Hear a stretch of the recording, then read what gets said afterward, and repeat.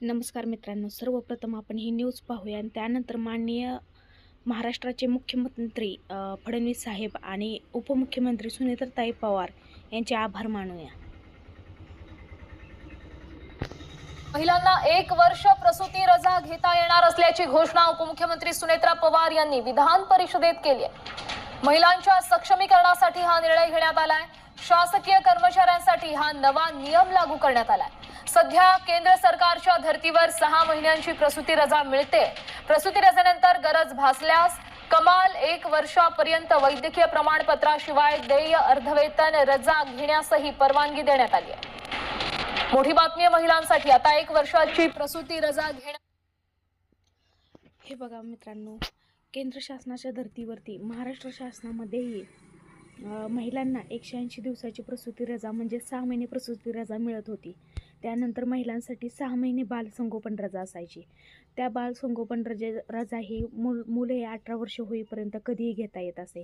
हे नियम हे शासकीय कर्मचाऱ्यांसाठी लागू आहेत.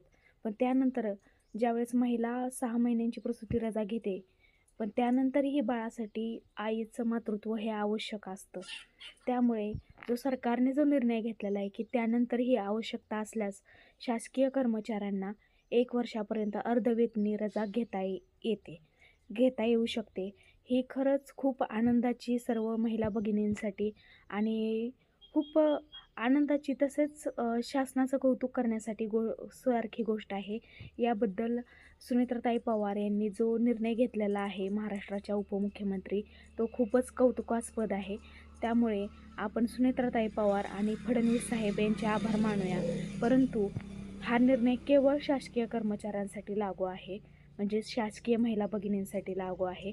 अपेक्षा आहे की हा निर्णय त्यांनी शासकीय शासकीय कंत्राटी तसेच खाजगी संस्थांमध्ये काम करणाऱ्या महिला जे खाजगी जॉब करतात त्यांच्यासाठीही लागू करावा. कारण महिलांचे जे मातृत्व किंवा सक्षमीकरण आहे ते केवळ शासकीय महिलांसाठीच नाही तर सर्व महिलांसाठी असावं अशी सरकारला विनंती आहे. धन्यवाद.